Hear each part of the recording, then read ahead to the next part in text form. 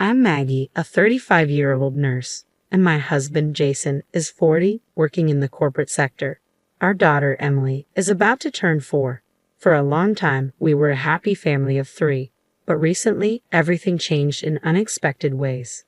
Jason and I met nearly a decade ago. We both left our hometowns to attend college and ended up working in the city.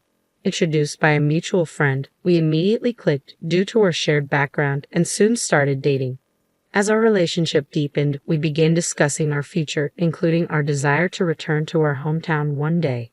So, when Jason's company offered a transfer to a branch in our hometown, we saw it as the perfect opportunity. I left my job at the hospital, and we moved back home together. We settled into our new house, conveniently located within a 30-minute drive from both our workplaces and Jason's parents' home, while my parents lived just under an hour away. Thankfully, I quickly found a new nursing position, allowing me to continue my career and maintain a busy yet fulfilling routine.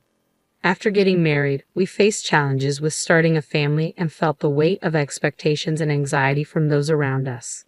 Despite this, our relationship remained strong and steady. Then, after 3 years, we were finally blessed with a child. When Emily was born, Jason was overwhelmed with emotion, tears streaming down his face as he said, "Maggie, thank you so much. You've done an incredible job. Our life is going to be so much more vibrant now. No more loneliness." We had relocated from our college town to begin our new life here, and Jason may have felt more isolated than I did. This place isn't his hometown. He was actually born and raised in a neighboring state. His parents had moved here after he started college, so his childhood home is over 3 hours away, a distance that makes casual visits with old friends difficult. Moreover, Jason had to give up his soccer hobby because he couldn't find any teammates here. I understood the stress and loneliness he might be feeling, but I'm not sure if I was attentive enough. I was juggling most of the housework and working hard as a nurse, even during my pregnancy, leaving me with little spare time. Consequently, we rarely had moments to spend together as a couple. When we discussed our future, I realized that my well-intentioned efforts to ease his burden by taking on all the housework had backfired. Jason wanted us to share these responsibilities, but I had been refusing his offers to help, thinking it would be a burden to him. Reflecting on it now, it seems silly to have viewed it as a trouble. Jason is a social person, and by declining to help with chores, I unintentionally hindered his chances of making friends. To address this, I spoke with my boss about being exempt from night shifts for a while so we could spend more time together. I was prepared to change jobs if necessary, but my request was granted without much resistance. In our rural area, it's expected for women to handle housework and childcare, so mothers with young children are typically not required to work night shifts. Though I'm frustrated by these outdated norms, I try not to let it affect me too much. Jason faced teasing for being a modern dad just for taking Emily to her checkups and vaccinations, but we chose to ignore it. As Emily grew and began reaching new milestones, we celebrated each development together. 4 years passed in what felt like the blink of an eye. However, recently, I've become increasingly concerned. Jason's behavior has grown strange and distant. When I try to talk to him, he either ignores me or responds with short, disinterested answers. His enthusiasm for spending time with Emily has waned as well. He's been taking her to his parents' house more frequently and has stopped playing with her outside near our home. At first, I thought it was just my imagination, but the situation has only worsened. Jason has ceased doing any housework or helping with childcare and has been isolating himself in his room. He's been coming home late during the week and going out aimlessly on weekends. Emily has also become more reserved with him. I'm deeply concerned about the impact this is having on our daughter, but Jason seems unwilling to discuss what's going on. What should I do? This situation is not healthy for Emily, and I'm at a loss for how to address it. After much reflection, I decided to cut back on my working hours to focus more on housework and childcare, hoping that Jason might be too exhausted to contribute. As Emily grew, I gradually increased my hours and even started taking evening shifts. Although I discussed these changes with Jason, our opportunities for meaningful conversations have dwindled, and he might feel overwhelmed by the shift in our routine.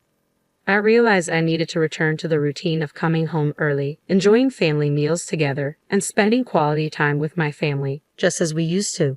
I spoke up and successfully switched back to daytime shifts. I've been putting in extra effort, preparing meals from scratch instead of relying on pre-made options. But despite these changes, Jason's behavior hasn't improved.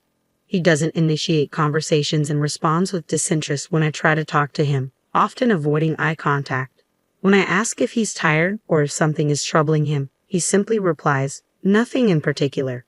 As a result, I've stopped engaging more than necessary. Although I sense that something needs to be addressed, I'm at a loss for a solution. Now, Jason is about to take a long break from work. At his company, employees take turns taking about a week off after busy periods to use up their vacation days. I had hoped to use this time for a trip or some leisure activities with Emily, who has become more understanding. However, not wanting to add to Jason's stress, I decided against it. Instead, I suggested ways he might relieve his stress. "Do you have any plans for your upcoming time off?" I asked. "Nothing in particular," he responded. "How about visiting your old classmates or maybe going on a trip with your parents?" I proposed. "Yeah, maybe I will," he replied, sounding noncommittal. On the day Jason was supposed to leave, he departed without a word. He returned a week later, and though I had no idea where he had been or who he had been with, his expression seemed somewhat lighter, which was a small relief. Since then, he has been spending more nights away, leaving on Friday nights and not returning until Monday, heading straight to work from wherever he goes. I still don't know what he's up to or where he is. He might be reconnecting with old friends or exploring a new hobby. Our conversations remain sparse, but since he doesn't appear to be in a bad mood, I'm choosing to observe rather than confront. Not long after, I fell ill and went in for a checkup at the hospital. At work, my blood test results came back concerning, leading to further testing, which revealed a malignant tumor. I felt a strange sense of relief that it was caught early due to a routine check. The doctors believe it can be removed with endoscopic surgery, but I was still deeply disheartened. When I told Jason about the diagnosis and the upcoming surgery and hospitalization, he barely glanced up from his phone and simply said, "I see." His indifferent reaction left me at a loss for words. I managed the housework and packed my belongings for the hospital up until the day before my admission. Meanwhile, Jason took Emily and went back to his parents' house, saying he would be working from there and wouldn't be home for a while. In fact, Jason brought up divorce just yesterday. He argued that it's not just about the surgery to remove the tumor, but also the ongoing treatment that would follow. He said the burden on me, Emily, and my parents is too much and suggested we end this burden. His words struck me deeply, and I was too exhausted to argue. After my discharge, I contacted my in-laws, and they pressured me to finalize the divorce. They told me, "We'll take Emily, just pay child support. Please expedite the divorce. Jason is sending the divorce papers and instructed me to sign them as soon as they arrive." I had hoped Jason would bring Emily back, but they have refused to send her home. I'm unsure if Jason is even at his parents' house, as he won't answer the phone. I was going about the housework in a daze, but something felt distinctly wrong. The mess was overwhelming, even for an empty house. Had Jason come back? As I cleaned his room, I stumbled upon a disturbing discovery: women's loungewear. My worst fears were confirmed. With trembling hands, I retrieved the brown envelope I had hidden in storage, the one containing the report from the private investigator I hired when I first suspected something was wrong. I had received the report a few days earlier but had been too afraid to look. Now, as I examined its contents, the results were even worse than I had imagined. The most devastating revelation was that Jason had been bringing his affair partner into our home. Feeling a mix of disgust and determination despite having just had surgery, I cleaned the entire house thoroughly. Eventually, I returned to work and was assigned to outpatient care, which was less physically demanding. Then one day, a significant incident occurred. Jason was involved in a traffic accident and was brought to the hospital where I worked. His affair partner was also in the ambulance with him. I rushed into the treatment room, my heart pounding. "I'm Jason's wife. Is he here?" I asked, causing a buzz among the staff. They had mistakenly believed that the two brought in were a married couple rather than an affair. "Wait, your husband? Then who was the woman earlier?" "Oh, she left. She had only a minor scratch and went home," they responded, while attending to Jason. "Okay, let's get you out of these clothes." As the nurses worked, Jason suddenly yelled, "Don't look, it's okay." Despite his protests, several nurses restrained him and removed his shirt and undershirt. My breath caught in my throat as I saw a tattoo on his chest, a heart pierced by an arrow with a woman's name. I was stunned, unable to believe what I was seeing. Leaving my husband, who was causing the commotion, I hurried out of the treatment room. I had confirmed that his condition wasn't life-threatening and wanted to avoid any further embarrassment. Jason was hospitalized with a broken clavicle and ribs. I got permission to go home and collect a change of clothes for him. A few hours later, I returned to his hospital room with his belongings, where I found him resting after treatment. My in-laws and daughter were also there. "Mommy, have you been good?" Emily asked. "Yes, I'm getting better," I replied, drawing strength from her concern.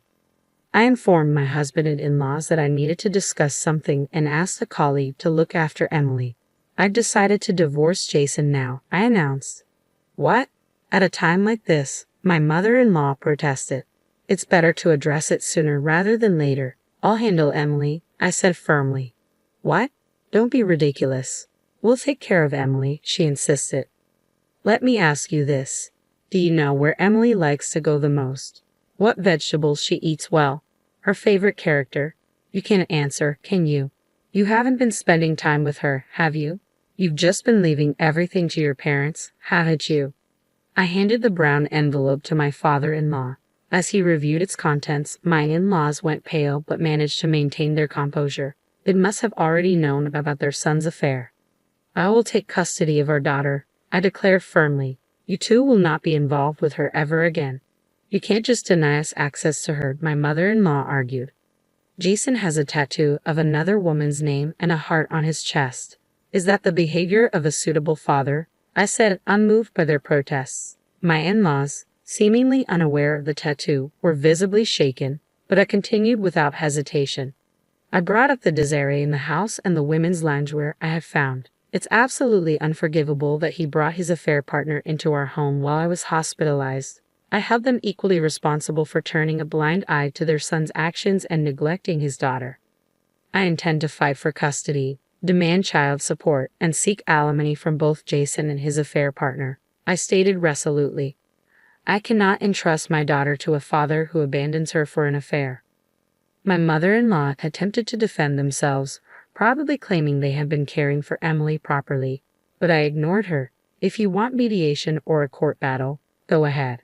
But be aware, it might become public knowledge that Jason's affair is the cause." The divorce was soon finalized, and I gained custody of Emily.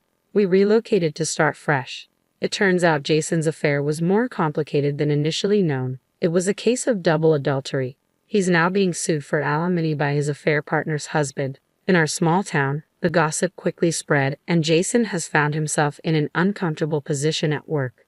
He can't resign due to the ongoing alimony and child support payments. Interestingly, since Jason had no savings, his father extended his retirement, and his mother took on a part-time job to help financially.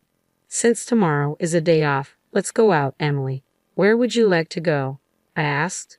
"I want to see the elephants," she replied excitedly. "Then let's head to the zoo and enjoy something delicious on the way back," I suggested. "Yay!" Emily cheered.